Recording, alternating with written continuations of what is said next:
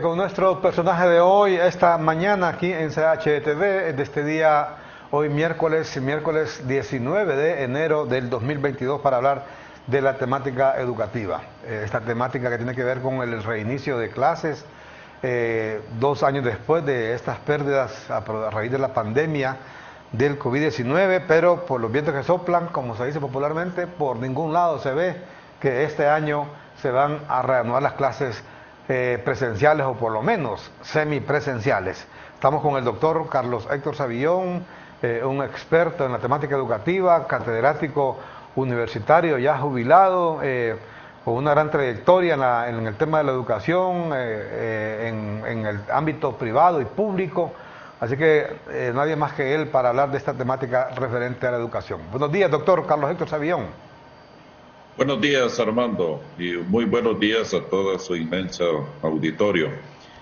Efectivamente, la pandemia nos ha golpeado muy duro en todos los campos, pero creo que en el campo educativo es donde más se va a sentir los efectos, sobre todo porque los efectos se van a sentir a mediano y a largo plazo también. Esto no es de un año para otro. El retroceso que ha tenido el sistema educativo es grande.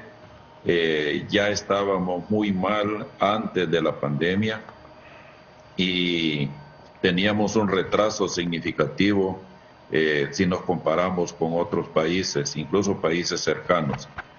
Pero la pandemia nos ha hecho retroceder. O sea, si teníamos 2 o 3 años de retraso con respecto a otros países, ahora esto estimo que se ha magnificado a tal vez a 4 o 5 años de retraso. Entonces, aquí tenemos una situación en la que tenemos la urgente necesidad de regresar a las aulas. Eso es una urgencia. Lo sentimos como país, como sociedad, como profesión, como padre, desde todos los ángulos que lo veamos, es urgente y necesario regresar a las aulas. Pero por el otro lado, tenemos el problema de la pandemia que no se ha ido, que más bien ha aparecido esta nueva variante, la Omicron, y esta entonces está resurgiendo. Ahí nuevamente ya estamos viendo los titulares en los periódicos, los noticieros, cómo hay nueva ocupación, está incrementándose la ocupación en los hospitales, en los triajes, cómo se está demandando que se abran nuevamente los triajes en los que habían sido cerrados. Y todo esto es debido a que esta variante, que es altamente contagiosa, ya está infectando a mucha gente. Y aquí entonces hay que ver el otro punto, y es que está afectando más a los no vacunados, pero también está afectando a gente vacunada. Por lo tanto, eso nos lleva a la conclusión de que para poder regresar a las aulas, tenemos que implementar de inmediato, primero, la vacunación. Aún este sector que no quiere vacunarse, que es el que tiene mayor riesgo de contagiarse. Y por el otro lado, las medidas de bioseguridad que se tiene que seguir practicando, por ejemplo, el distanciamiento, el uso de mascarillas. Y aquí es donde, en el sistema público sobre todo, se plantea la situación. ¿Qué se debe hacer con los niños en las escuelas y colegios públicos para que estas medidas de bioseguridad se tengan en el centro educativo? Entonces, en este mes, que ya vamos en la segunda quincena, ya prácticamente 2 semanas y estamos fuera del mes de enero, en este momento se debería estar trabajando en los centros educativos para limpiarlos, para acondicionarlos para el inicio de nuevas clases, porque ya el 3 de enero, el lunes 3 de enero, ya oficialmente se inicia el año lectivo con calendario febrero-noviembre, porque las escuelas que operan con el calendario El 3 de febrero, doctor. anglosajón, estas han estado han estado trabajando. Ya hay 48 escuelas autorizadas con la semipresencialidad y a estos no han tenido ningún problema. Es decir, es una experiencia que más bien debemos tomarla en cuenta. ¿Cómo hace, por ejemplo, doctor, perdón, doctor, cómo hace, por ejemplo, hay una escuela allá en Santa Cruz de Yojoa que inició clases desde el 6 de enero, desde el 6 de enero y pretenden concluir hasta el 21 de diciembre para dar en el año 300 días, no 200, ni 220, 250, 300 días de clase. Le digo esto porque, hombre, mire, cuando se quiere, como se dice popularmente, se puede. Y esa es una escuela pública, una escuela pobre, van niños, hijos de pobres, van con sus mascarillitas a recibir clases. Sí, justamente, esa es una experiencia es un sacerdote en Santa Cruz de Yojoa que tiene esta escuela y él la tiene funcionando. Claro, todos los alumnos y los padres de familia, todo el mundo respeta las medidas de bioseguridad y ese ejemplo. Y el caso de las escuelas bilingües que están con semipresencialidad también es otro elemento que son dos prácticas o dos ejemplos de que cuando se quiere hacer las cosas y que se hacen bien, funcionan. El caso de las 48 escuelas bilingües que están con semipresencialidad en todo el país, esas escuelas no han tenido ningún problema, no han habido brotes de la pandemia, no han habido casos, han habido muy casos esporádicos de alumnos o de niños que se han contagiado, pero tal vez no se han contagiado en la escuela, sino que se han contagiado afuera de la escuela. Entonces, sí se puede. Lo que pasa también, Armando, es que hay que tomar en cuenta que hay que hacer inversiones.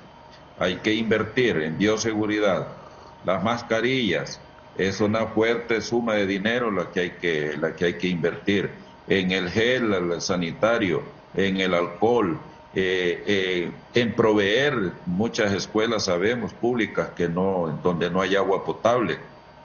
En esta escuela de Santa Cruz de Yojoa pues tienen toneles, ¿verdad? Y en los toneles precisamente se almacena agua. Así pues que, por eso es que en el caso de la escuela pública, doctor, es toda la comunidad la que tiene que participar. Doctor, perdón, pero mire, es que lo que le digo, yo ese discurso lo he escuchado a la dirigencia magisterial y ahora lo escucho también con el sindicato, inclusive de la universidad, de la autónoma, poniendo 1000 trabas para no volver a... Mire, cuando las excusas, dijo alguien, cuando las excusas se inventaron, se acabaron todos los problemas.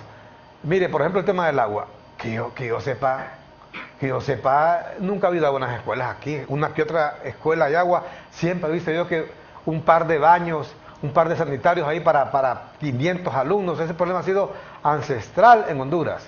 Y si nos ponemos a que todos esos problemas sean resueltos de un día para otro, va a ser bien casi imposible, por no decir, bueno, bien difícil, por no decir imposible, ¿va? Porque es bien complicado. Mire, aquí hace cuántos años, doctor Savión, en los diferentes gobiernos, me refiero a muchos gobiernos de los últimos años, no se volvieron a construir escuelas para comenzar, ¿no? Lo que han estado haciendo es reparando algunos. Yo lo comentaba a usted, fíjese que una vez estuve como reportero cubriendo según yo, no me acordaba muy bien, era la inauguración de una escuela, la escuela que está ahí por el Guanacaste, que es en Tegucigalpa, en la mera esquina, se llama José Cecilio del Valle. José Cecilio del Valle, correcto. Estuvimos ahí, estaba el presidente Ascona, me acuerdo que estaba la ministra de Educación en ese tiempo, que se llamaba, no recuerdo, una señora. Martínez Pavetti. Correcto, Martínez Pavetti, que era media folclórica para hablar. Ahí estuvimos, y después un día aquí hablando con Doris Gutiérrez, me cuenta que ella estuvo en esa escuela. O sea que lo que inauguró Ascona fue la reparación de esa escuela. ¿Se imagina usted cuánto? Reconstrucción. Reconstrucción, exactamente. La reconstrucción de esa escuela fue lo que inauguró. ¿Se imagina? Usted estuvo ahí, si estuvo Doris Gutiérrez en esa escuela, imagínate cuánto existe en escuela. Si estuvo Doris en la escuela, de niña ahí. Entonces, han pasado cantidad de gobiernos, yo no he vuelto a escuchar. Es como centros de salud, en el tema de salud. Aquí años que no se volvió a construir un hospital ni un centro de salud. Entonces, sí, es como que dijeran las enfermeras o los médicos, no vamos a ir a trabajar mientras los hospitales no tengan esto, no tengan aire acondicionado, ustedes no van a ir a trabajar, todo el mundo se va a morir, pues. ¿Verdad? Sí. No, es que cuando yo le planteaba a Armando, y al final precisamente decía que para poder volver a las clases tiene que participar toda la comunidad educativa. El gobierno no le va a poder proveer todo de la noche a la mañana. Las alcaldías también tienen recursos limitados, pero por eso se tienen que conjuntar alcaldías municipales, el gobierno, los padres de familia, las organizaciones comunitarias como los patronatos, por ejemplo, hasta las juntas de agua en muchas aldeas y en pueblos también funcionan juntas de agua. O sea, todos los sectores deben participar y deben aportar sus conocimientos, sus ayudas y su colaboración para que el centro educativo vuelva a abrir sus puertas. El hecho es de que, no, como el gobierno no da, entonces la escuela sigue cerrada. Yo creo que no es así. Y en el caso de la educación superior, en la educación superior yo creo que las universidades deben estar abiertas ya, porque la población que va a las universidades ya es población mayor de 18 años. La vacunación para mayores de 18 años ha estado abierta ya por meses. En consecuencia, si hay alguien que no está vacunado es porque no ha querido vacunarse, pero vacunas han habido. El problema está en los niños de 5 a 11 años, que esta población todavía no ha sido vacunada. Y esa población entonces es la que hay que tener mayor cuidado para que regrese presencialmente. Pero los alumnos de secundaria, los que son mayores de 12 años, esos ya más de la mitad, según las estadísticas que nos han dado, más de la mitad de la población de ese grupo de edad ya está vacunado. En consecuencia, sí, ya esta gente podría regresar a las aulas y no digamos en las universidades, que allí ya todo el mundo podría estar en las universidades, en clases. Correcto. Correcto, porque definitivamente el tema de fondo, de nuevo le digo, doctor Sabión, yo entiendo su postura, que es consecuente con el interés de los estudiantes. Fíjate que en la universidad han habido hasta protestas de algunas carreras, como por ejemplo de microbiología, de odontología, de las ingenierías, que requieren estar ahí de manera presencial. Mire, doctor Sabión, yo de nuevo le digo, aquí hay un sector de la población que va a estar cerrada, cuando le escuchan a uno hablar así, hasta lo odian, ¿va? Hasta lo amenazan a uno. Para mí no me importa, se lo digo, ya estoy ya en una edad que no me importa nada, ¿va? Pero si me quieren o no me quieren, si me insultan o lo que sea, pero alguien debe decirle las verdades, hombre. Mire, usted sabe, doctor, usted como catedrático, como pedagogo y como todo lo demás, usted sabe que el ser humano, los seres humanos somos así, somos muy dados a acomodarnos, a estar en una zona de confort, que se ve en todos los ámbitos, en el deporte, en la educación. Fíjese, por ejemplo, cuando yo estaba en la escuela, recuerdo que usted va a la escuela o en el colegio o en la universidad, en la silla que usted se siente el primer día, ahí se queda después, ahí quiere quedarse. Si se sentó en una esquina, ahí quiere quedarse. Si se sentó atrás, solo atrás le gusta sentarse. Si se sentó adelante, solo adelante le gusta sentarse. Porque así somos los seres humanos. Igual, si en este momento, ya he estado casi 2 años pagándole a los docentes de universidades, de colegios, de escuelas, sin trabajar, obviamente que ellos quieren seguir así. El tema es la autoridad, en este caso el ministro de Educación, en este caso el Consejo de Educación Superior que hay en Honduras. Hombre, poner en orden a esta gente. Fíjese que ayer hasta el sindicato de la universidad sacó un comunicado diciendo que poniendo 1000 trabas para volver, que no jodan, hombre. ¿Saben cuánto tienen estos de estar ganando ahí, devengando un salario a cambio de nada? Más de 2 años. Vaya usted, mire, a mí me tocó ponerme la vacuna de refuerzo, fui a la universidad, al polideportivo, bueno, la parte de atrás, óigame, parece Selves Universidad, doctor Sabión, llena de monte, llena de sucio, aquella cuestión como que acaba de pasar una guerra. Ese sindicato, en lugar de hacer eso que quería hacer, hombre, estar trabajando, limpiando la universidad, mantenerla a cheque para que el día en que se convoque a clases, decir, aquí estamos nosotros, los trabajadores, porque ese es el palo de tortilla de ellos. Ellos comen de esa universidad. Y vergüenza les debe dar estar oponiéndose a que vuelvan a clases, a que vuelva a trabajar la universidad en la parte administrativa. Es penoso, doctor. Entonces creo que no podemos continuar siguiéndole el juego a estos sectores que no quieren volver a trabajar. Mire, el tema de las mascarillas, por ejemplo, las medidas de bioseguridad. Cómo la gente anda en los estancos, en los estadios, en las concentraciones políticas, todo el mundo con una mascarilla. Ahí bien todo el mundo se rebusca con una mascarilla. Todo el mundo. Usted va al cine, anda con mascarilla, va a los moles con mascarilla. No, nadie dice, "Ay, si el mall no me da mascarilla, no voy a ir a ese mall. Si en el estanco no me da mascarilla, no voy a ir a ese estanco. Si en el estadio no me da mascarilla, no voy a ir ahí. Si Xiomara Castro o Tito Afura, cuando estaba la campaña, o Yanni Rosenthal no me da mascarilla, no voy a ir ahí. No, todo el mundo anda con su mascarillita. Pero hoy no. Ya dicen, si no nos da mascarilla o gel o alcohol, no vamos. No puede ser, hombre. Sí, correcto, eso es totalmente correcto. Y justamente, por ejemplo, en el caso de las escuelas privadas que están en clases semipresenciales, estos, incluso nosotros como federación, le solicitamos al ministro de Seguridad cuando la salida era según el número de identidad, le solicitamos que concediera a las escuelas que lo solicitaran un salvoconducto para que los profesores fueran a la escuela y que desde la escuela estuvieran atendiendo a los niños. Y muchas escuelas privadas así lo hicieron, y ya han estado funcionando de esa manera. Porque pues al inicio de la pandemia se vio, por ejemplo, que habían profesores que vivían en zonas donde no había cobertura de internet, o en otros la cobertura era mala, y lo más frecuente era que los maestros no tenían el equipo adecuado para la enseñanza en línea. Entonces, en cambio, las escuelas ya tenían plataformas instaladas, tenían equipo. Entonces, se le pidió al Ministerio de Seguridad que autorizara para que los maestros fueran a su escuela y desde la escuela estuvieran impartiendo sus clases. Y así lo han estado haciendo y ha sido excelente resultado. Y ninguno de los maestros dijo, no, yo no voy. Fueron, llegaron. Eso sí, había un protocolo o hay un protocolo en el sentido de que cada maestro está en su aula, ahí tiene su equipo y desde allí está dando clase. No tener reuniones allí con sus compañeros, de socializar, sino que observando el distanciamiento y todo eso. Y ninguna escuela ha reportado que ha tenido que suspender eso porque haya habido un brote del COVID. Entonces, y con los alumnos, pues ha sucedido lo mismo. Por ejemplo, ayer recibía de una escuela bilingüe en Gracia, Lempiras. Se ven los alumnos todos allí separados y en clases presenciales. Claro, no se puede tener a todos los alumnos porque si es un grado numeroso, pues no, pues hay que evitar que estén muy concentrados, muy juntos.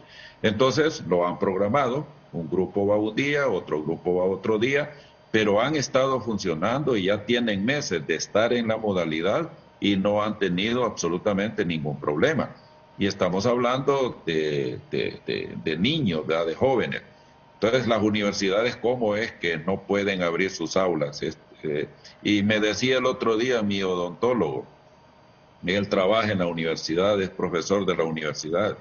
Mire, me dice, estos que se están graduando ahorita, me dice, yo no sé si van a encontrar trabajo, porque son muchachos que han hecho muy poca práctica, han tenido muy poca práctica en sus laboratorios. Me dice que la gente de repente va a desconfiar de la capacitación o de la capacidad profesional que puedan tener, puesto que no han tenido la experiencia de estar practicando allí bajo la supervisión de sus maestros. Y eso en muchas carreras también pasa lo mismo, entonces, sobre todo en estas carreras de índole técnico. El caso de los institutos técnicos en secundaria, también que los que estudian mecánica automotriz, los que estudian electricidad, esos que estudian esas carreras que no han tenido la oportunidad de practicar lo suficiente. Entonces, por eso es que decimos que el retroceso ha sido muy grande en todos los campos, ¿verdad? Ha habido un gran retroceso con esto de la pandemia. Mire, por ejemplo, doctor, es que, mire, todo el mundo, de nuevo le digo, mire, el ser humano así somos, o sea, ¿no? Y en este caso no es culpa de los docentes, no es culpa ni siquiera del sindicato de esta universidad, porque ellos están bien tranquilos, bien cómodos. Es decir, ¿qué culpa tiene que le manden el chiquecito en la casa? Mire, por ejemplo, le cito otro caso, el Infoc. Usted mencionó ahorita las carreras técnicas, el caso del Infogram, pero el Infoc es un órgano eminentemente técnico. Mire, se han regresado. Y el sindicato, mire, calladito, como dice, como Monchito, ¿va? No hace bulla. ¿En qué cabeza cabe que, mire, el Infoc ya lleva 2 años perdidos, va sobre 3 años perdidos? si fuera otro tipo de mentalidad, doctor, decir, hombre, vamos a hacer un sacrificio a los trabajadores, vamos a trabajar de manera presencial ahí. No hacen bulla porque tanto ahí las autoridades de ahí del Infop como el sindicato, mire, devengando un salario a cambio de nada. Usted sabe que, ¿qué puede aprender, por ejemplo, un mecánico si no está encima del motor? Encima del motor. O cualquier otro tipo de carrera técnica en el Infop. Pero nadie hace bulla porque están tranquilitos. Mire, como no se había hablado nada del tema de las universidades, hasta ahora que lo estamos haciendo nosotros, ya apareció el sindicato. No, dice, apoyamos con la paja de siempre, ¿va? Como sindicato apoyamos, dice, ¿cómo se llama? El retorno a clases por el bien de los jóvenes, pero, y ahí vienen los peros, ¿va? Que pero esto, que pero lo otro, que pero lo otro. En conclusión, no quieren volver, claro, y están tranquilos. Mire, es una universidad vergonzoso. Y que haya un rector ahí tan pusilánime, tan inepto, tan ineficiente. No dice ni pío, no aparece por ningún lado. Esa universidad debería estar, mire, debió haber comenzado clases todo el 2021, semipresenciales, para dar el ejemplo. No digamos hoy 2022. Haber dicho, mire, vamos a comenzar las clases el 15 de enero, para recuperar el tiempo perdido. No. Ahí está. ¿Qué es lo que pasa, doctor? Mire, eso lo dicen los expertos. No lo digo yo. Este Omicron, esa nueva variante de COVID, está apareciendo en todo el mundo. Pero gracias a Dios con la vacuna, es como una gripe que se da ahí, o una tos. A todo el mundo le da y le da la sintomatología, malestar general en el cuerpo, 2-3 días, como le da una gripe. Ajá, y por eso, mire, vaya, por ejemplo, veamos el tema de la gripe o de la tos. ¿Cómo cree usted que vamos a parar el mundo por la tos o por la gripe? No se puede. Los expertos dicen, lo dice la OMS, que este coronavirus llegó para quedarse, que puede durar inclusive siglos. Ay, ¿vamos a parar entonces el mundo por eso? No se puede. Y también hay que decirlo que aquí hay inclusive corporaciones televisivas que han convertido en un negocio esto del COVID, ¿va? Que hablan todo el día y la noche están todo el día dándole duro a eso del COVID, porque ellos están usufructuando esa pandemia y no quieren que la pandemia se vaya y la gente cae en esas trampas, ¿va? Uno lo sabe porque usted no está metido en esto como periodista y sabe cómo es la cuestión acá, ¿verdad? Pero ahí pasan todo el día que haciendo gran escándalo que el Omicron y que esto y que no sé qué, porque no les conviene a estos medios de comunicación, corporaciones televisivas, que el COVID acabe, que se termine, ¿verdad? Y por eso pasan haciendo escándalo todo el día del tema. Pero la verdad es que ya el mundo debe volver a la realidad, a la normalidad. El COVID ahí va a seguir, todo eso, ¿verdad? Pues fíjese que justamente todos los sectores de la economía ya están operando normalmente, todos, sin excepción, excepto las escuelas.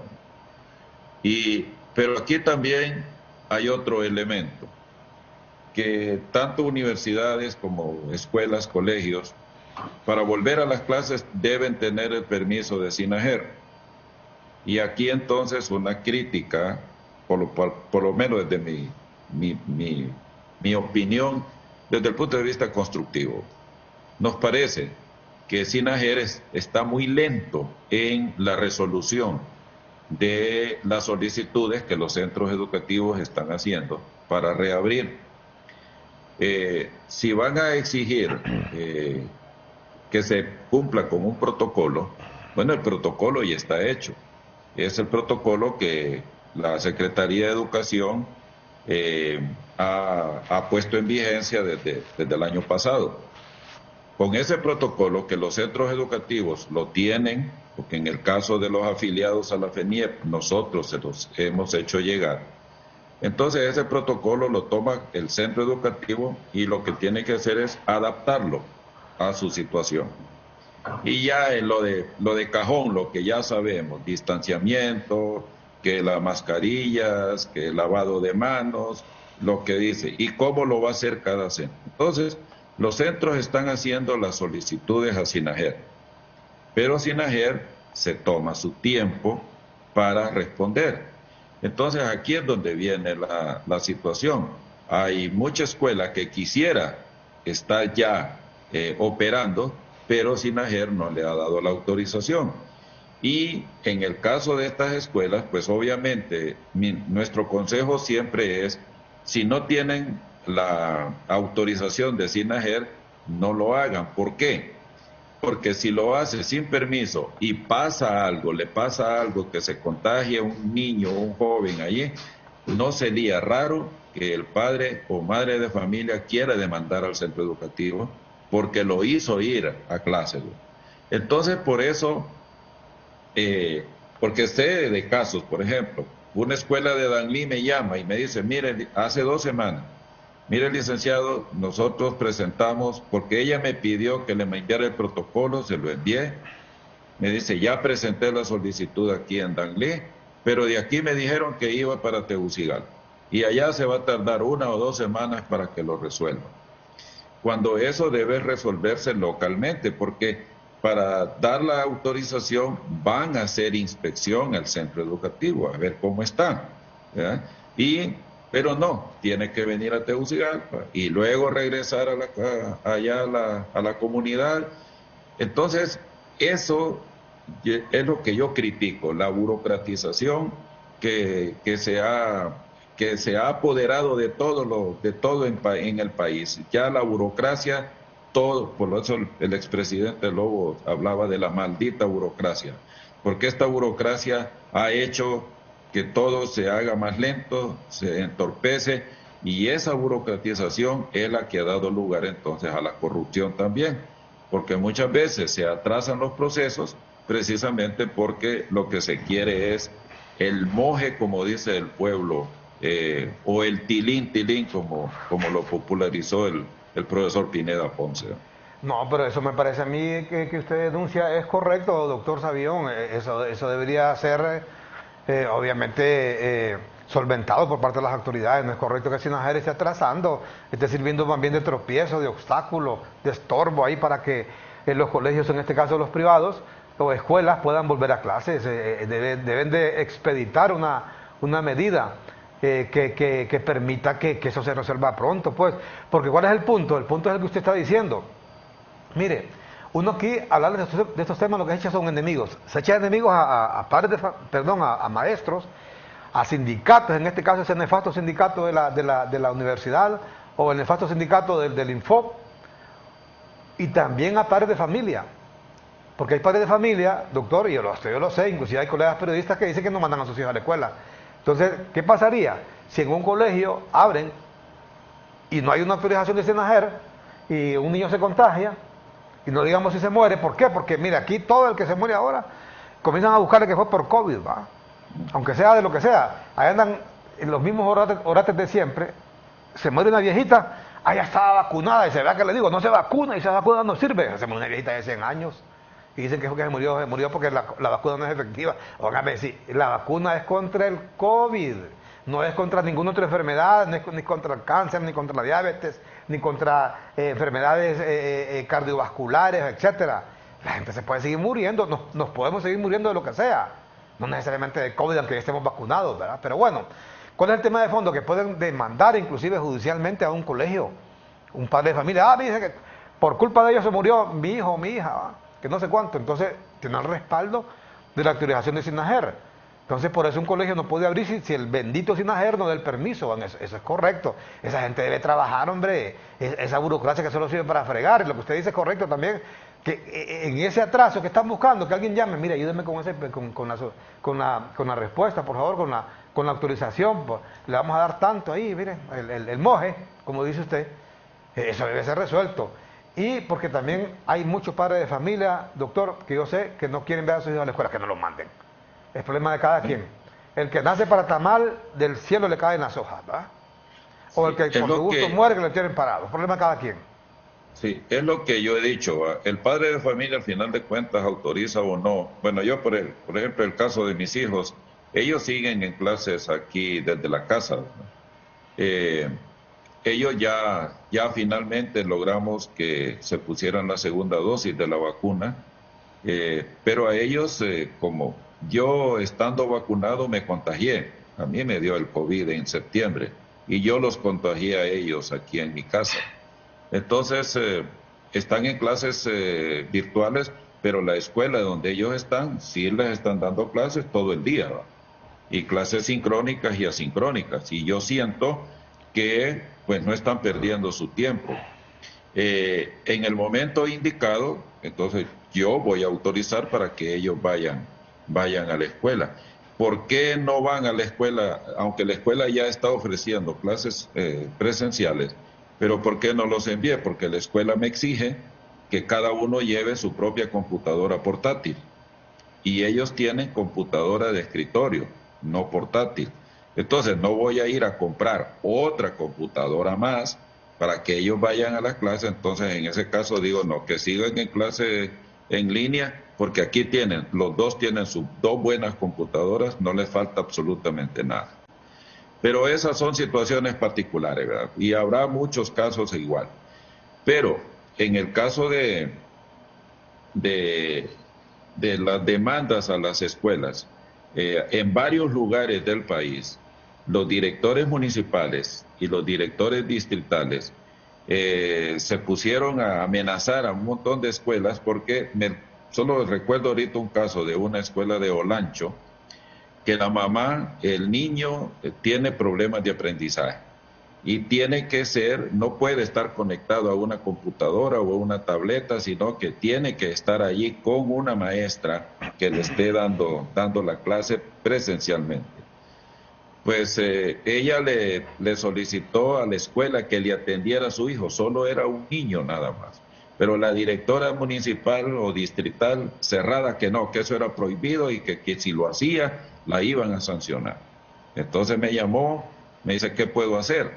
Entonces, yo intervine en la Secretaría de Educación y así entonces le pudieron dar. Pero era solo un niño nada más y ese niño no se podía atender por medios virtuales.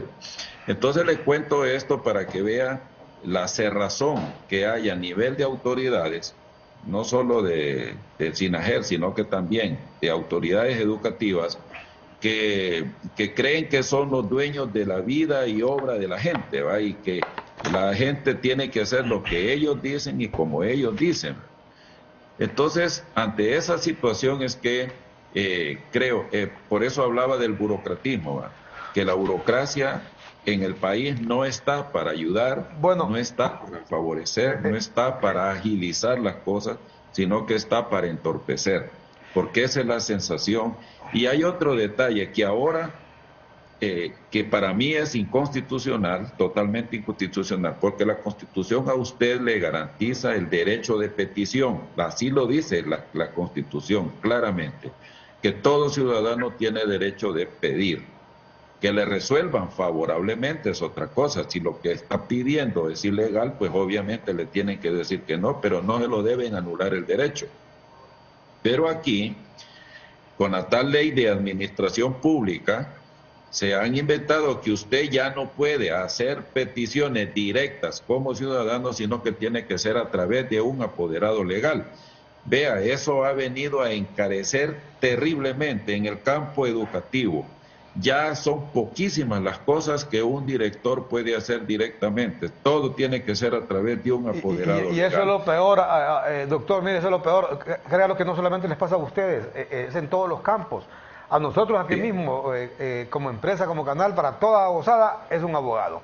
Y cada vez que usted busca un exactamente. abogado, hay que decirlo, y con el perdón de yo tengo amigos abogados que son gente muy decente, muy honesta, muy trabajadora, muy responsable, pero hombre, mire, la mayoría son unos pícaros. Hay que decirlo, allá están viendo cómo le sacan el pisto al cliente y le dan una de largas a toda abusada, porque entre más largas le dan, más billetes le sacan al cliente. Y no cumplen, son irresponsables. Entonces, encima del calvario que hay que vivir para sacar un permiso, una autorización o lo que sea, le clavan el abogado. No puede ser, hombre. Esas son las cosas que ojalá que el nuevo gobierno las cambie, ¿va? Ya que los que se van, hombre, estuvieron ahí 12 años. Yo recuerdo lo que usted dice, que dijo Pepe Lobo, maldita burocracia. Sí, lo dijo, pero nunca hizo nada para quitar esa maldita burocracia, ¿va? Porque él era el presidente, pues. Él era el presidente y él tenía la voz de mando para poder haber ordenado que quitaran esa maldita burocracia que dijo él. También se ha incrementado. Sí, es que mire Armando, es que eso está en la ley, está siempre que nosotros hacemos recursos y todo, ya nos salen con la bendita ley de la administración pública, porque ahí es donde dice que todo trámite debe hacerse con apoderado legal. Entonces, y yo lo he hablado con abogados, amigos, Digo que esto procede para un recurso de inconstitucionalidad, ¿verdad?, de esa ley, porque me está condicionando a mí un derecho que la Constitución me lo está dando a mí, como ciudadano, el derecho de petición, ¿verdad? Entonces, y esa es una de las luchas que me he propuesto librar y que a través de, esto, de los diputados del nuevo Congreso, que no son abogados, que precisamente porque esto lo que han hecho es crear un coto privado para los abogados, ¿verdad?, que todo tiene que ser con ellos y todo tiene que ser a través de ellos. Y lo que usted dice, algunos son muy responsables y honestos y todo, y conscientes también, pero hay otros que no. Hagamos Y hay eso, doctor. trámites. Hagamos eso. Podemos hacer, yo cuento con nosotros acá en el canal, con su servidor y con todos los compañeros, que podamos, inclusive de otros medios, hacer una campañita para que eliminen eso, hombre. Todos tenemos amigos, creo, que son diputados en el nuevo Congreso de los diferentes partidos, y hablar con ellos para que quiten a Osado, no puede ser. En lugar de torpedear, en lugar de servir de traba, de obstaculizar el trabajo. La gente que quiere trabajar, debe el Estado agilizar el trabajo. ¿Y sabe dónde también se da eso? En las alcaldías. En las alcaldías, No. permiso para Mire, toda osada, ¿va? y mire, Armando, en el caso de las alcaldías la cosa es un poquito más fea todavía, porque usted va a solicitar el permiso de operación a la alcaldía y la alcaldía le da el permiso si usted tiene sus impuestos al día. Pero ahora le han agregado dos condicionantes. Uno, una tal charla que da el cuerpo de bomberos. Y esa charla del cuerpo de bomberos no cuesta centavos, son 20, 25 mil, 30 mil lempiras. Y además le han agregado la licencia ambiental. Y para que le den la licencia ambiental, entonces usted tiene que pagarle a un ingeniero ambiental que haga el dictamen, a un ingeniero forestal. Óigalo bien. Mire, aquí en Tegucigalpa, los colegios que me han contado, bueno, hay un caso de un instituto que queda allí en la Florencia, pagó creo que 30 mil lempiras a un ingeniero forestal. Si está en medio de la ciudad, no está en un bosque, ¿por qué tiene que pagarle un ingeniero forestal un dictamen, por el amor de Dios? Y todas esas son cosas, son costos que se van agregando. ¿Y dónde se reflejan esos costos? En el valor de la colegiatura. Y la gente dice que cara la colegiatura, pero es que no sabe todos los costos extras que nos han metido los abogados. Fíjese, en el caso de las escuelas privadas, existe la figura de la licencia de operación, que es aparte del permiso de operación de la alcaldía. La licencia de operación, el objetivo es que el centro educativo vaya mejorando año con año, que las autoridades lo visiten en una visita de supervisión, pero de acompañamiento, no de policía, como que es la que acostumbran las autoridades educativas nuestras. En esta visita es decirle, caballero, o señora, a usted debe mejorar esto, debe mejorar aquí, así, para que vaya mejorando. Bueno, pues esa licencia de operación tiene una vigencia de 3 años como mínimo, dice la ley. Bueno, esa licencia de operación hasta en un formato que nosotros propusimos, es decir, yo, Carlos Héctor Savillón, en mi condición de director del centro educativo tal, solicito se me conceda o se me prorrogue o se me renueve la licencia de operación y acompaño los acuerdos de funcionamiento, la licencia de operación anterior y eso básicamente. No, en el ministerio que no, que tiene que ser con abogado. Usted como director no lo puede hacer, tiene que ser con abogado. Y el abogado, solo por llenar ese formulario e irlo a presentar, 20 mil lempiras, 30 mil lempiras. Bueno, una abogada allá en un departamento que le dijo a la escuela, mire, si usted quiere que le tramite por nivel, cuando la ley dice que la licencia de operación es para el centro educativo, no sí que es para prebásica, no para básica, no para media, sino que es para todo el centro educativo. Si usted lo quiere por nivel, serían 20 mil lempiras por nivel. Y si lo quiere para todo el centro, se lo dejaría en 50 mil lempiras. Solo por presentarla, que no tiene ninguna ciencia. Ya le digo qué es lo que consta, qué es lo que se debe poner en la solicitud y qué es lo que tiene que hacer la autoridad. pero solo por presentarlo, 50.000 empiras. Óigame, No, mire, esto es, por eso yo le digo que esto es como, esta es la mara del gobierno, ¿eh? Porque es una mara y es una extorsión, en otras palabras, la que nos están haciendo con estos cobros. usted lo ha dicho, ese es el término, creo, más apropiado, es una extorsión, un chantaje la que hace el gobierno de la República en diferentes, no hablamos del gobierno como tal, en diferentes periodos, esa es la administración pública, esa es la burocracia, no digamos las alcaldías. Fíjese, doctor, que es malo hablar de casos de uno, ¿va? Pero mire, hablando de esto de la alcaldía, me veo obligado a hablar de un caso particular, un caso personal, quiero decir. Fíjese que, mire cómo son. Fíjese que para uno trabajar tiene que tener un permiso de operación. Y para que tenga el permiso de operación tiene que tener la solvencia. Y para que tenga la solvencia tiene que pagar todos sus impuestos. Pues mire que yo, de una casa donde estoy, me salían cobrando un montón de impuestos de bienes inmuebles, ¿verdad? Entonces me estaban cobrando como 3 años antes que yo comprara esa casa, a través de un banco que la sigo pagando, ¿verdad? Es de esas casas que uno compra pagaderas a 20 años, ¿verdad? Pues antes de que hicieran esa casa ahí era un terreno baldío, pues, un terreno baldío. Y me están cobrando a mí años de que ni yo vivía ahí y ni la casa estaba, porque lo que era un terreno baldío. Te corresponde a la alcaldía, entiendo yo, averiguar de quién era ese terreno y que porque el dueño del terreno no pagó sus impuestos. No, me lo Exacto, estaban cobrando a mí, exacto. que es lo más fácil, ¿va? Sí. Mire, para no cansarle, fíjense que la contadora del canal estuvo aquí, estuvo creo que hasta 3 días enteros metida ahí en ese, ahí por el viar, viendo cómo arreglaba ese problema. Fue imposible. Mire, yo hablé como 3 veces con el propio alcalde, Tito Afura. Hablamos varias veces con el gerente ahí de ese lugar, fíjate que el señor hasta se murió. Con el tiempo murió y nunca se lo... Yo hablaba con el señor Roberto Sablas, que era, cuando estaba aquí en Tegucigalpa, que era el verdadero, el que manejaba toda la alcaldía, como el brazo derecho del alcalde Tito Afura, y él me mandaba allá, cree que se puede arreglar ese problema.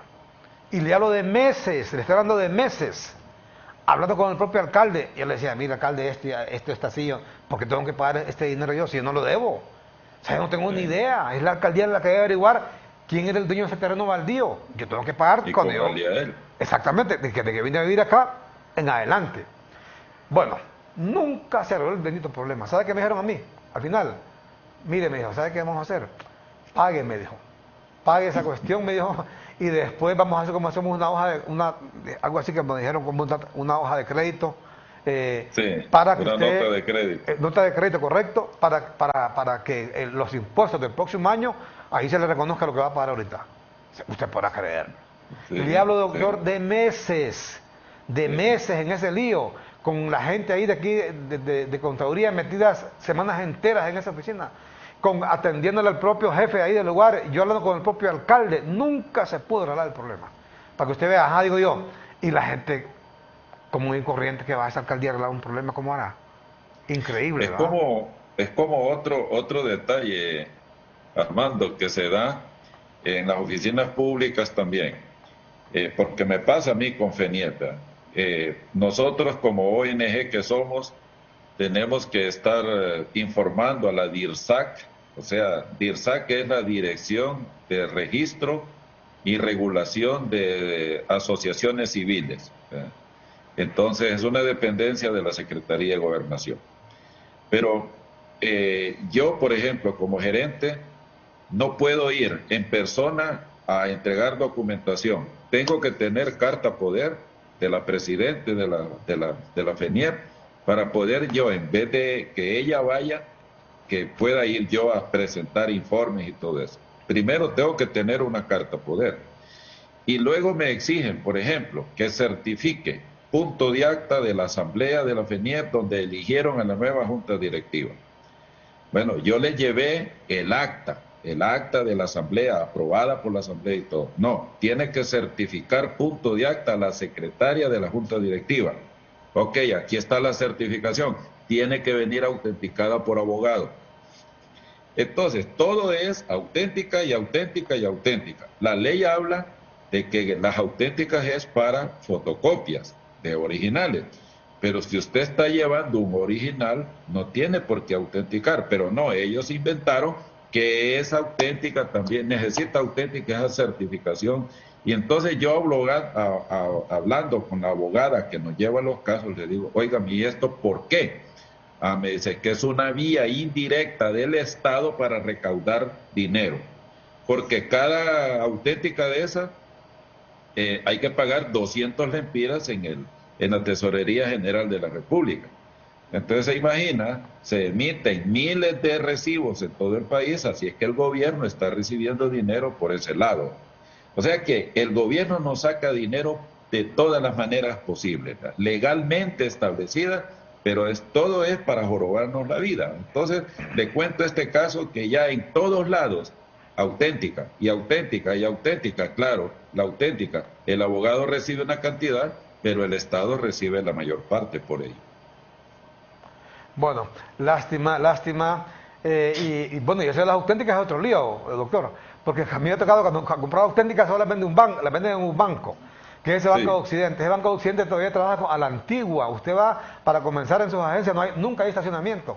Nunca hay aquel relajo para ir a conseguir babosadas, porque no se la dan a todos los bancos que la vendan, en todo caso. Algo absurdo es que como que el objetivo sería fregar, obstaculizar, torpedear a la gente que quiere trabajar, ¿va? No es posible, sinceramente. Y lo otro que usted decía, que nos parece también correcto, el problema también es que ha sido el ministro de Educación, ¿verdad? El ministro de Educación, que ese hombre le quedó demasiada, no grande, le quedó pero grandísima la camisa. Solo llegó ahí a querer congraciarse con la dirigencia magisterial, no hace ni deja hacer. Mire, y no habrá cosas peor, no habrá cosas peor que un funcionario que no tome decisiones. Ese le hace más daño a una sociedad, a un Estado, que cualquier, inclusive criminal. Fíjense que yo recuerdo, en tiempos bueno, hubo un gobierno X acá que tuvo un ministro de seguridad, siempre cuento esto, y ese ministro de seguridad le preguntó, le dijo uno de sus amigos, le dijo, fulano, le dije, porque mira, no haces algo en la policía, ¿de qué? Le dice, fíjate que ahí le dijo, ahí está lleno de bandas de sicarios, bandas de narcos, de narcotraficantes, de extorsionadores, de robacarros y que no sé qué. No, le dijo, sí, yo me doy cuenta de todo eso, pero ¿para qué me meterás problemas? Le dice, mira, le dijo, ya tengo tantos años, le dijo, ¿ah? En tantos años yo me puedo retirar, ahora te tranquilo a descansar, dijo, hago eso que vos me decís, ahí me van a mandar a matar. Y quizás lo que dice él es correcto, tiene razón, lo iban a mandar a matar si comenzaba a limpiar la policía de toda esa gente, ¿va? Pero la pregunta es, ¿qué estaba haciendo ahí? Si a él le nombraron para que tomara decisiones, para que cumpliera con su responsabilidad. Hombre, lo lógico es que este hombre se retirara y le dé chance a otro, hombre o mujer, que esté dispuesto a echarse el tren por la uña, ¿va? ¿Qué pasó? Como este hombre no actuó nunca, en ese gobierno, mire, los homicidios se dispararon hasta la punta, ¿va? Es el gobierno donde más alto han estado los homicidios, ¿va? Y la policía lo reconoció, el propio ministro, que efectivamente estaba lleno, que él mismo dijo que las postas de la policía, ahí en La Granja, allá en el Edén, allá en Belén, que eran carteles de delincuentes, de traficantes de drogas, extorsionadores, sicarios, etcétera. Reconoció que inclusive hay una banda de sicarios dentro de la policía. ¿Por qué? Porque este ministro nunca hizo nada. Pues igual se da con este caso de la educación, ¿va? Si el ministro está ahí de alcahuete, no hace nada, hombre, mejor que se vaya. Lástima que ya se van, ¿va? Pero ya Díaz tuvo que haberse ido, al Nardo Hueso, en este caso vamos al nombre de él, tuvo que haberse ido para dejar que nombraran a otro ahí, hombre o mujer, que estuviera dispuesto a tomar decisiones. No importa quedar mal, porque mire, sí. En el caso del ministro Hueso, fíjate que nosotros como instituciones educativas privadas, con él tuvimos bastante acercamiento, nos escuchó siempre, eso hay que decirlo, siempre nos escuchó, él siempre estuvo dispuesto a colaborar. El problema es la burocracia, los mandos intermedios. Allí es donde está el nudo gordiano en la Secretaría de Educación. Gente acostumbrada a prácticas viejas, no quieren innovar, gente cerrada, y es que en el sistema educativo hay otro problema, y es una de las cosas que hablaba con unos amigos de la Ley Fundamental de Educación. Un error que se cometió allí es establecer que todo el personal directivo de la Secretaría de Educación será regido por servicio civil, no por las leyes educativas. Entonces el problema es que han nombrado abogados en todas las direcciones departamentales, como directores departamentales, como secretarios departamentales, como directores municipales distritales. Entonces, muchas veces nombran abogados, pero no son docentes, entonces no conocen el campo educativo, no conocen las leyes educativas. Entonces, toda la administración educativa del país ahora está siendo vista o manejada según lo que dice estrictamente las leyes, pero no las leyes educativas, sino que otras leyes, especialmente la ley de la administración pública. Entonces, la buena disposición que él tuvo, o que él ha tenido, se miraba limitada por los mandos intermedios que siempre decían, no, esto no se puede, esto no, y con los famosos trámites y con los abogados y todo, entonces siempre hubo problemas. Nosotros hicimos muchas sugerencias por esto de la pandemia, por ejemplo, sugerencias para que los centros educativos privados y públicos también pudiéramos enfrentar de mejor manera esta pandemia. Pero no, a esa burocracia, esos mandos intermedios siempre estuvieron cerrados. Fue muy duro, muy difícil poder romper ese círculo en el sector. Entonces, yo creo que en este caso, si hay alguna responsabilidad de él es porque no tuvo la autoridad para poder romper ese círculo que se ha formado allí. Eso es lo que yo diría, que no logró pues romper con esos intereses creados que se han establecido. Y luego también que toda esta burocracia, alta burocracia de la Secretaría de Educación, solamente respondiendo a criterios políticos y no a criterios académicos, como es lo que uno esperaría de una autoridad educativa. Correcto. Bueno, vamos a ir a una pausa y luego regresaremos con la parte final aquí con el doctor Carlos Héctor Savillón, hablando de ese tema de la educación, que también nos hemos debido un poco hablar del tema de la burocratización, que tiene que ver mucho con la educación, evidentemente, y cómo algunas entidades del Estado, en lugar de apoyar a las entidades educativas privadas que están haciendo un esfuerzo por el retorno a clases, el doctor Savillón explicaba, por ejemplo, los jóvenes que están en escuelas privadas que reciben clases virtuales, reciben clases de verdad. Esa es la gran diferencia con los hijos de los pobres. Por eso es que nosotros insistimos en la urgencia, la necesidad de volver a la presencialidad, a las aulas. ¿Por qué? Porque los hijos de los pobres no tienen manera de recibir clases virtuales. Eso es una quimera, es una farsa, es una mentira decir que los niños están en clases virtuales, por más que el ministro diga que las clases virtuales, dando clases, dicen por la radio, que en cabeza cabe que la gente va a aprender en una radio. Eso es mentira. Mire, los hijos de los pobres no tienen como, los padres no tienen cómo comprarles un teléfono inteligente, peor una computadora, una tableta, una laptop, ni siquiera para comprarles internet. Allá les compran una recarga de vez en cuando para mandar una tarea por WhatsApp. ¿Y eso qué es? ¿Eso qué es? Entonces, por eso insistimos en este tema, lo hemos hecho durante meses, durante toda esta pandemia, porque sabemos la importancia de la educación. Fíjense que yo siempre cuento, yo tuve la oportunidad de estar una vez en la ciudad de Hiroshima. Hiroshima es la ciudad donde se lanzó la primera bomba atómica. Solamente se han lanzado dos bombas atómicas en el mundo, en la historia del mundo. Y justamente las dos se lanzaron en Japón, una en Hiroshima y la segunda se lanzó en Nagasaki, otra ciudad de Japón. Pues en Hiroshima lanzaron esa bomba un 6 de agosto de 1945, cuando ya estaba ya casi la Segunda Guerra Mundial había concluido y Japón no se rendía. Le lanzaron esa bomba, pero lo que quiero contarles es que tuve la oportunidad de estar hablando con el director del Museo de Hiroshima, un anciano que en su momento, cuando lanzaron la bomba, fue sobreviviente justamente del lanzamiento de esa bomba. Él sobrevivió, fue de los pocos sobrevivientes en la ciudad de Hiroshima a la bomba atómica.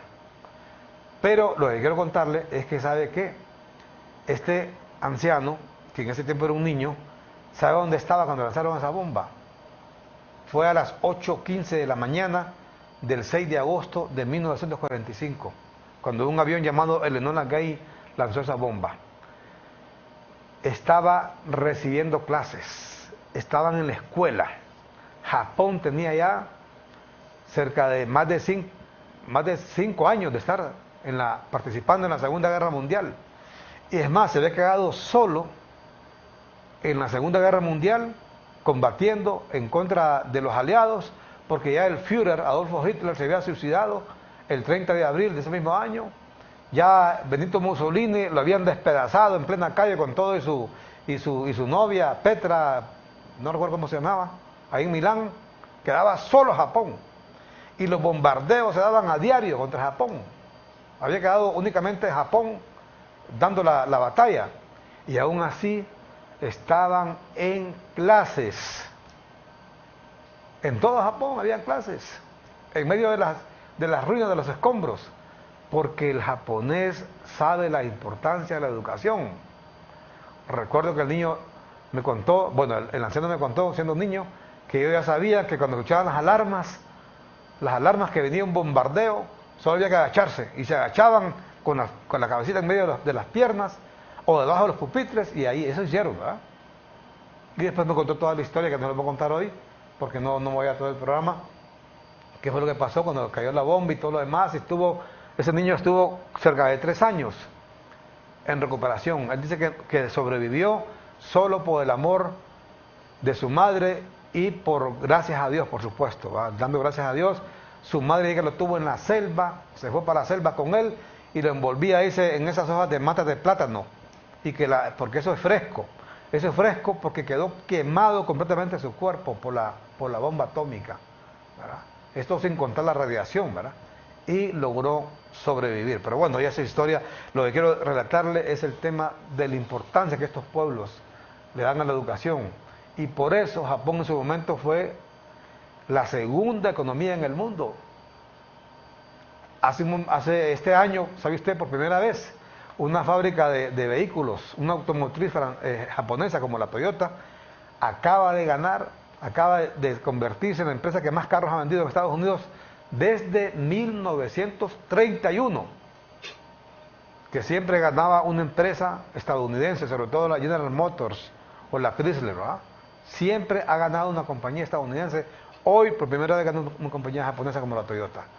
Y hoy son la tercera economía, ha sido desplazada por China. ¿Por qué? Porque son un pueblo, mire, que trabaja y le ha apostado a la educación. Por eso ese tema nos interesa siempre, lo pasamos manejando, aunque se enojen con uno, aunque lo maldigan inclusive los docentes, los sindicatos, no nos importa, porque creemos que debemos de cumplir con nuestro trabajo, con nuestra responsabilidad.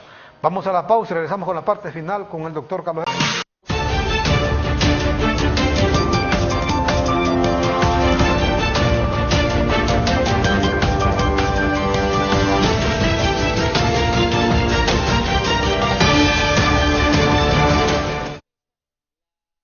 De regreso esta mañana aquí en su programa El Personaje de Hoy, aquí en CHTV, con el doctor Carlos Héctor Savillón.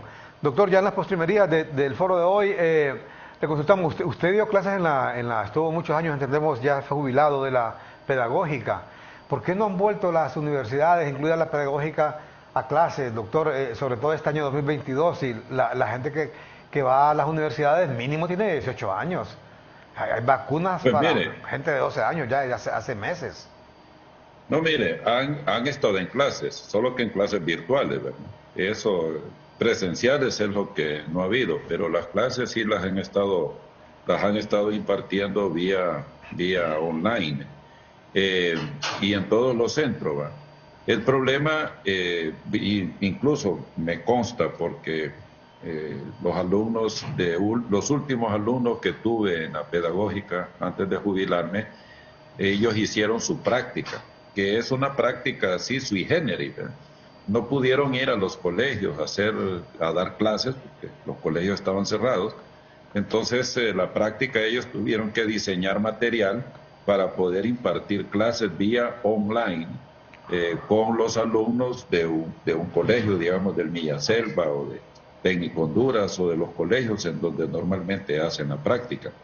Así es que estos muchachos tuvieron que hacer una práctica virtual, pero me invitaron a la clausura de la práctica y entonces les decía, bueno, ustedes porque aprendieron de todas estas plataformas, aprendieron a cómo usarlas, que la Zoom, que la Team, que Canvas, son como 20 o 30 maneras diferentes virtuales para poder preparar material y todo.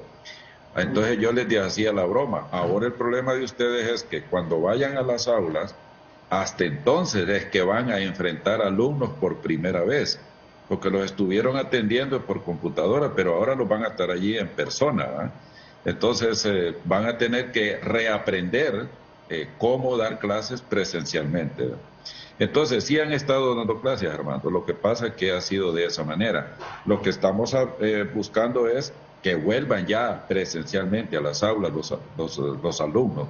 Ya están vacunados, así que ya perfectamente bien podrían regresar a las clases presenciales. Correcto. Ojalá entonces que así lo haga tanto la Universidad Pedagógica como la Autónoma y todas las universidades. Hombre, si la gente que va a las universidades son jóvenes ya agarruditos, pues. No, y no digamos, si uno quisiera que volvieran a clase los niños de las escuelas, no digamos, esta gente porque ya la vacuna está ahí. El tema de fondo, doctor, vaya, por ejemplo, Guatemala, hablemos de países de la región. Guatemala es el país que menos ha vacunado a su población en Centroamérica. Y Guatemala comenzó clases semipresenciales y en algunos lugares presenciales, normales, el 1 de marzo del 2021. Normal. Fueron inauguradas completamente normal. Y hoy, y ahí no digamos todo Centroamérica, en El Salvador, en Nicaragua, Costa Rica, Panamá.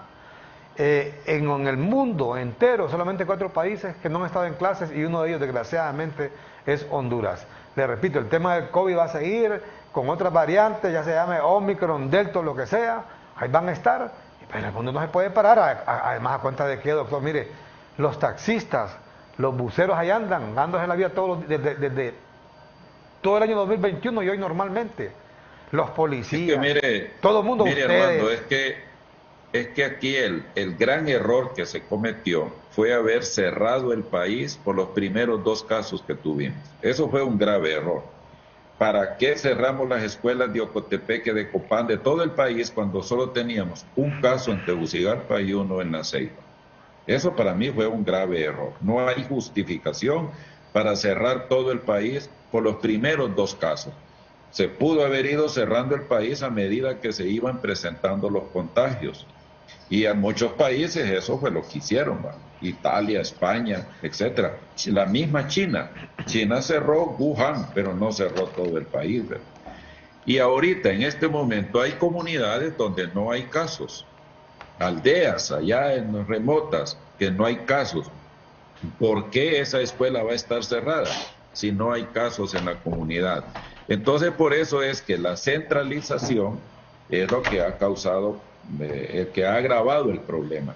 Porque si en Tegucigalpa se dice, no, todas las escuelas van a abrir, las van a abrir, haya o no casos.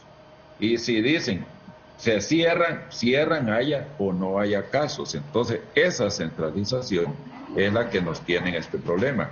Este sacerdote de Santa Cruz de Yojoa ha demostrado que se puede trabajar. Y hay un montón de escuelas rurales en las que los padres de familia con los maestros se han puesto de acuerdo y han estado atendiendo alumnos, ¿verdad? En Ocotepeque es el mejor ejemplo, ¿verdad? ¿Cómo lo han hecho? Sin autorización de SINAGER. Entonces, yo creo que el problema es esa mentalidad centralizadora que tenemos, que aquí nos tienen que decir qué hacer, cómo hacerlo, dónde hacerlo, todo eso. Y eso es lo que nos está causando mayor daño. Así que yo creo que se debería dejar que las comunidades decidan qué van a hacer, cómo lo van a hacer, pero que haya clases, deben haber clases. Eso es lo que mi mensaje final. Correcto, y ese es un buen ejemplo también que usted ha puesto Cotepeque. Cotepeque es un departamento pobre, pues, que yo sepa, en Cotepeque no hay gente rica ahí, que van a decir, que hay ricos, y como tienen como las medidas de seguridad y no sé qué cuánto. No, mire, es que cuando, por ejemplo, le digo, cuando las excusas se inventaron, olvídese, imagínense hoy el sindicato de la universidad condicionando, volvería a cuenta de qué. Si supieran cuánta gente, mire, doctor, esta pandemia ha dejado más de 500.000 de desempleados, empleos directos que se han perdido. Y el gran reto justamente del nuevo gobierno es ver cómo se recuperan esos empleos. Ahí deberían comenzar a emplear gente de la universidad que no quiera trabajar, como trabaje, que se vaya, que lo despidan y punto. Porque aquí hay, le repito, más de 500.000 de hondureños buscando trabajo. No, ya les gustó que les envíen el chequecito a casa, ¿va? Entonces esas cosas deben solventarse, hombre, no puede ser, hombre, no puede ser. Las universidades, no de hoy, no de ahorita, en enero, el 2021 tuvieron que haber estado en clases todo el año, con medidas de bioseguridad. Ya son garrudos, hombre. Si los niños aprenden a andar con medidas de bioseguridad, fíjate, viendo aquí un caso dice, por ejemplo, Suecia detecta la nueva mutación de Omicron. Y así usted va a leer en otros países europeos, y va a leer que Suecia por acá, Suecia por allá, con el tema de la pandemia. Pues mire que tengo una hija que acaba de estar en Suecia hace un par de semanas, menos creo. Estuvo ahí en Estocolmo. Dice que en el aeropuerto hay la gente con mascarilla, pero ahí todo el mundo anda deambulando normalmente. Fuera del aeropuerto, como que si el COVID no existiera, dice.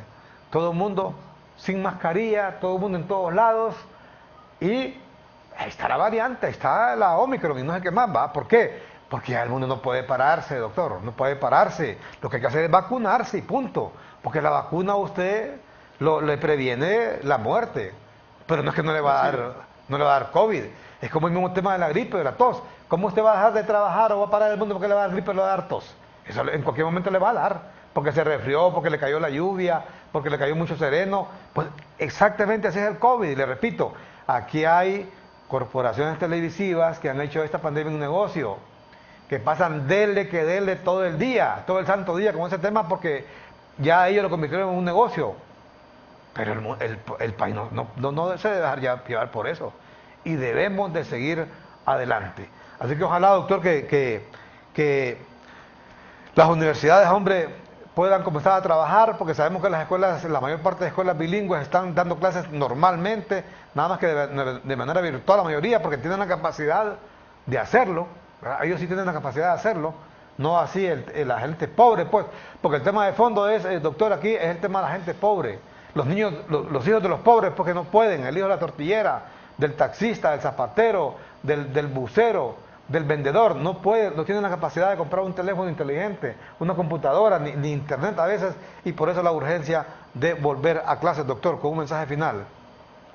Bueno, muchas gracias, como siempre, un placer compartir con usted y con su auditorio, así que como sociedad, pues, propongámonos, colaboremos todos, las escuelas y los colegios, las aulas en general, deben volver a tener actividad.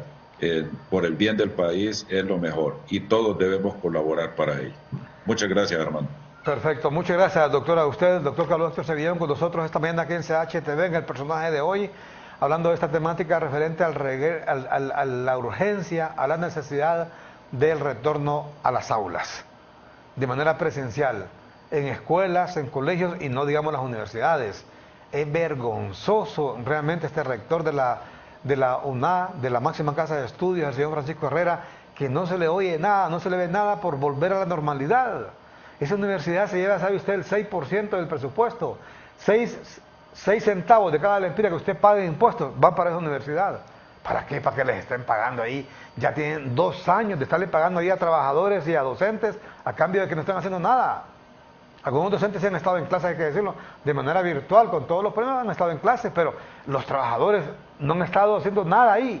Y hoy el sindicato condicionando el retorno a clases, por Dios, hombre, por Dios. No puede ser. Si de por sí, mire, la educación, Honduras ha estado condenada ya a la miseria, a continuar sumida en la pobreza por la falta de educación, no digamos con todo este tiempo que tenemos ya 2 años perdidos en la educación. En las universidades, hombre, incluida la autónoma, ahí van garrudo ya, hombre, que perfectamente ya deben mantener su medidas de bioseguridad, ya deben estar vacunados todos. Y ese es el llamado que debería hacer el flamante rector. No puede ser que sigamos perdiendo el tiempo en educación. Todo Centroamérica y todo el mundo ha estado en clases, menos Honduras. Y estamos condenando desgraciadamente a nuestros niños, a los hijos de los pobres, a que sigan siendo pobres por la sécula seculorum.